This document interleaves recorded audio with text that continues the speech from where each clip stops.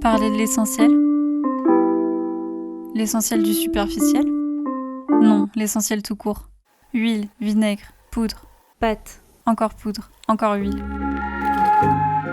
Après beaucoup de documentation et de tests, je peux vous l'affirmer. Ce sont mes meilleurs produits.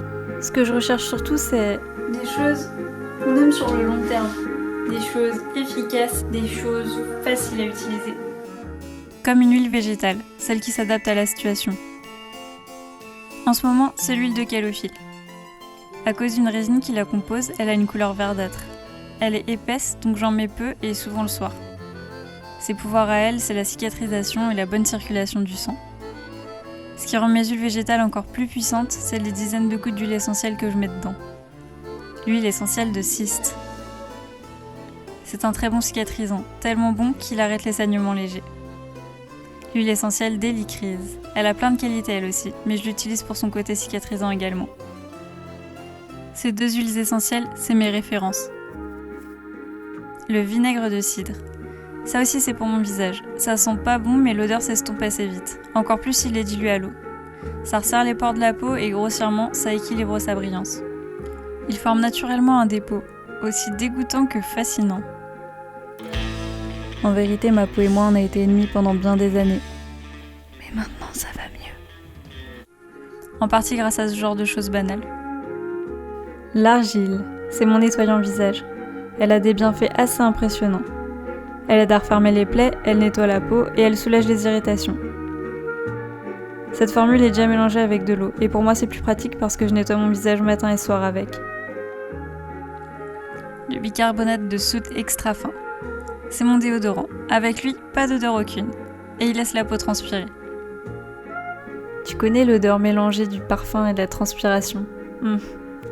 Et ben là, il n'y en a pas. Je mets juste un peu d'eau sur mes mains et mes aisselles et je mets une bonne pincée de bicarbonate dessus, comme un gommage doux sans rinçage. Les poudres ayurvédiques. Mon meilleur shampoing se trouve dans ce pot au couvercle vert. Dedans, il y a 5 poudres.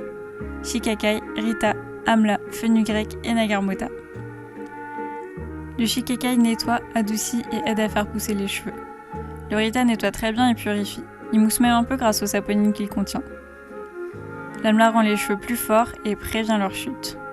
Le fenugrec est connu pour à peu près les mêmes choses que l'Amla, mais lui il a un effet après shampoing. Le Nagarmota, c'est pour son odeur épicée plus que ses vertus.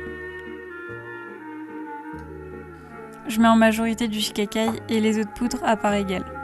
Il suffit de mélanger avec de l'eau pour avoir une consistance de pâte. Pour appliquer ce shampoing, il faut bien masser son cuir chevelu partout. Ces poudres gardent mes cheveux en bonne santé. Il est même possible qu'ils soient plus beaux grâce à elles. Ah, et aussi grâce à l'huile que j'utilise le plus, pour mon visage, mon corps, mes dents et mes cheveux. L'huile de noix de coco.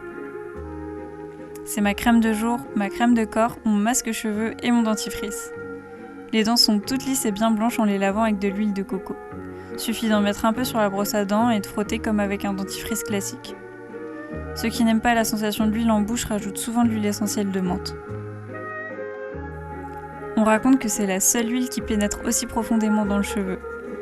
Je compte pas les heures quand je laisse poser mon bain d'huile. Je le garde souvent toute une nuit. J'aurais pu vous parler encore longtemps de produits et de bienfaits, mais ce que j'ai trouvé de mieux pour moi se résume précisément à ces quelques huiles et à ces quelques poudres. Elles n'ont rien d'esthétique, ni d'extraordinaire. Et pourtant ce sont des choses bien précieuses pour moi.